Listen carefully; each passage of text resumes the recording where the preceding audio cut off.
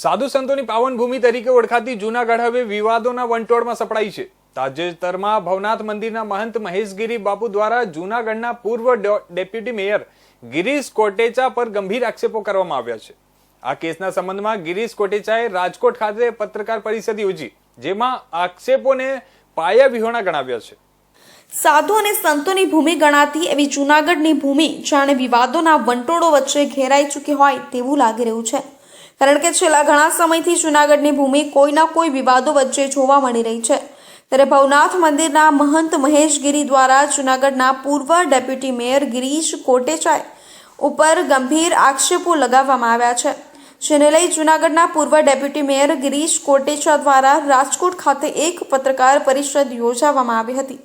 જે બાદ ગિરીશ કોટેચા દ્વારા ઇન્ડિયા ન્યૂઝ સાથે વાત કરતા જણાવ્યું હતું કે મારા ઉપર જે મહેશગીરી બાપુ દ્વારા આક્ષેપ કરવામાં આવ્યા છે તે એકદમ પાયાવિહોણા છે। સરકાર આની નિષ્પક્ષ તપાસ કરશે અને માં જગદંબા આનો સાચો નિર્ણય લેશે, અને જો મહેશગીરી બાપુ સાચો હોય તો મારા વિરુદ્ધ જે પુરાવા જાહેર કરે। વધુમાં મહેશગીરી બાપુ સાધુ અને સંતોની ભૂમિ ગણાતી એવી જૂનાગઢની જગ્યાને બદનામ કરવાનું ષડયંત્ર રચે છે, અને તે ખાલી પૈસા બનાવવા આવા નુસ્ખાઓ અપનાવી રહ્યા છે।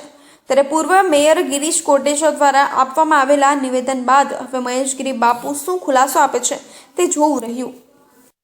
સંતોને સુરાની ભૂમિ તરીકે ઓળખાતી જૂનાગઢ ભૂમિ આજે વિવાદના વંટોળોમાં ઘેરાઈ ચૂકી છે। ત્યારે આપણી સાથે તેની ઉપર આક્ષેપ થયા છે ગિરીશભાઈ કોટેચા, પૂર્વ ડેપ્યુટી મેયર છે, આપણી સાથે જ આપણી સાથે વાત કરીશું। ગિરીશભાઈ, શું કહેશો, આજે જૂનાગઢ જે સંતોની ભૂમિ છે ત્યારે વિવાદના વંટોળોમાં ઘેરાય છે, શું લાગે છે? એક વાત કરી દઉં તમને કે આ પત્રકાર પરિષદ હજી પૂરી થઈ જ ને, અને તમે બધા લકી માણસો છો। હમણાં એવા ન્યૂઝ આવ્યા કે જૂનાગઢ કલેક્ટર સાહેબે આ ત્રણેય જગ્યાએ મામલતદારની નિમણૂક કરી નાખી।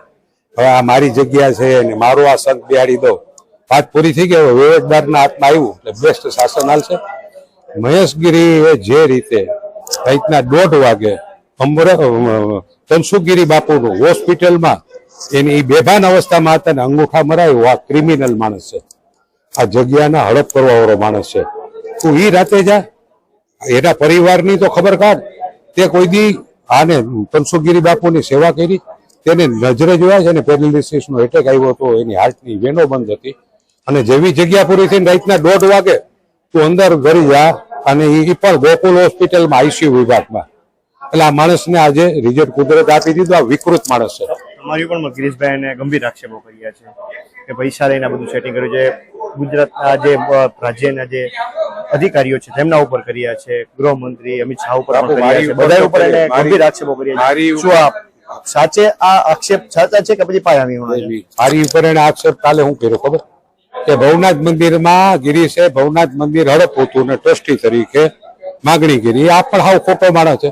પેલા તો 8 વર્ષ પહેલા સેલજામાં 1 વર્ષ માટે ભવનાથ મંદિરમાં આવ્યા ને, એ પણ ટ્રસ્ટી તરીકે નહીં, ભવનાથ મંદિરની પૂજા કરવા। અને એ સમય દરમિયાન પ્રસંગ કમિટી એટલે શું કે શિવરાત્રીમાં માણસો એટલા ભેગા થાય તો રસોડાનું ધ્યાન રાખવાનું, મંડપનું ધ્યાન રાખવાનું, તેમાં એને અમારા નામ લખ્યા હતા। ત્યારે અમે પણ ના પડતા હતા કે માં અમારું કામ નથી, પણ એ કે કમસે કમ મને આટલી તો મદદ કરો કે ભવનાથમાં માણસો। અમે કોઈ દિવસ ભવનાથ મંદિરમાં ટ્રસ્ટી બનવા માટે ક્યારેય અરજી નથી કરી। આ હડાડ જૂઠો માણસ છે।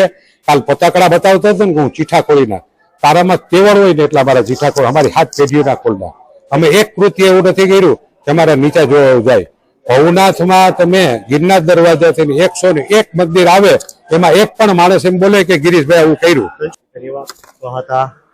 ગિરીશ કોટેચા, પૂર્વ ડેપ્યુટી મેયર, તેમનું કહેવું છે કે મારા ઉપર જે આક્ષેપ કર્યા છે તે એકદમ પાયાવિહોણા હતા। જો તે સાચા હોત મહેશગીરી બાપુ તો અત્યાર સુધીમાં તેને પુરાવા રજૂ કરી દીધા હોત। અને હાલ જે અત્યારે પત્રકારોને કલેક્ટરે પત્રકાર પરિષદ સંબોધી એક મહત્વનો ખુલાસો કર્યો છે કે અંબાજી મંદિર, દત્તાત્રેય મંદિર અને ભીડભંજન મંદિરને જેનું સંચાલન છે તે મામલતદારને આપવામાં આવ્યું છે। ત્યારે આ બાબતે હવે નવા ક્યાં ખુલાસાઓ થાય છે તેવું જોવું રહ્યું।